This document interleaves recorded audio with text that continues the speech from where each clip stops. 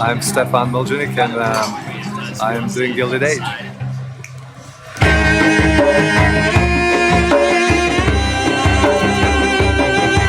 3.5 years ago, when I started our brand, the market was saturated with a fast fashion and inexpensively made product. A lot of things were just made, in a haste and in a hurry, and done in the countries that have a low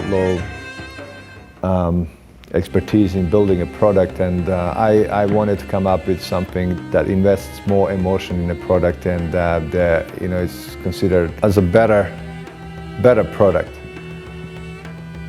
I've always been inspired by handwork, and whether it's a stone masonry or whether it's building and molding the things by hand, art, sculpting.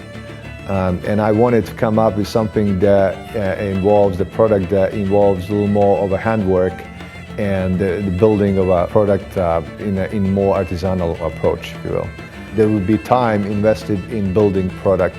There would be a lot of hands that would touch product before it is done and is made and is being ready to kind of be passed on to consumer. That kind of all appealed to me, and I thought, no one in the market really addressed that in a kind of a way that was convincing. In that regard, we wanted to kind of create this small collective of artisans, whether they're belt makers or they are natural indigo dyers or they craftsmen of kind that could definitely help identify our product.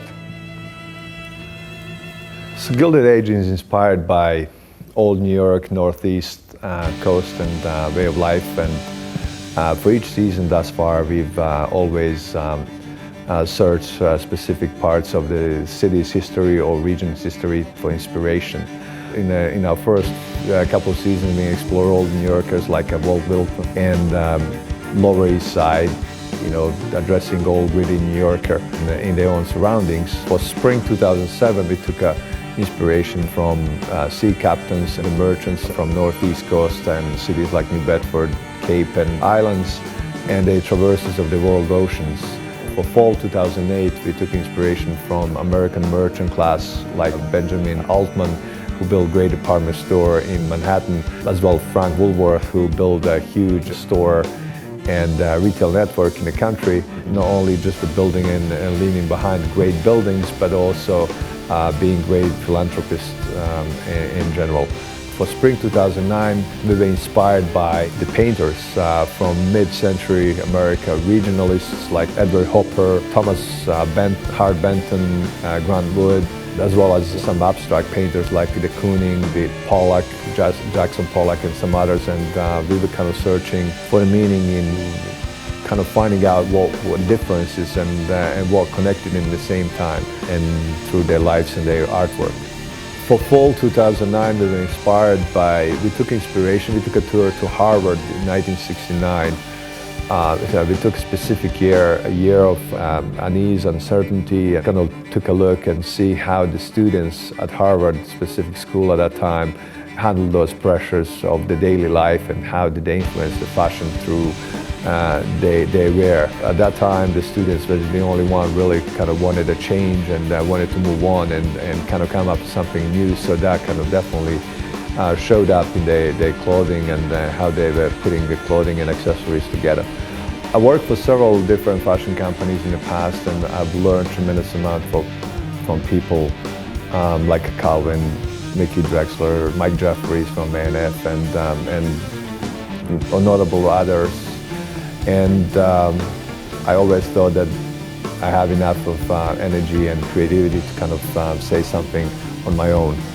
I was always inspired by uniquely American things like a birth of jazz, or dance and fashion at the turn of the century, and was always inspired by the era of Gilded Age, because that was the era really that produced essentially and uniquely American themes in music, in art, and culture. Up to then, it was always influences from other countries, mainly from Europe. So the turn of the 20th century definitely gave us a birth to jazz, to a new dance, new fashion called, as known today as an American casual style. And I thought no one was really addressing these things in the market in an appropriate way, and not committing to them, so I just wanted to say something.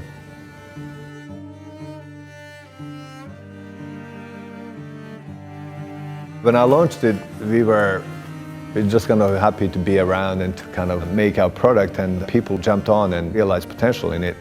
That was a good sign. That was a good sign from many different perspectives. We thought that we had something. So we just needed to kind of enhance it, hone it, and further develop it. That road is taking us into our third, almost fourth year, where we at a point to launch the women's, we're launching accessories successfully, enhancing our men's product and broadening our product assortment, really creating brand out of it. It's been gratifying, it's been very satisfying, and we hope to be around for many, many years.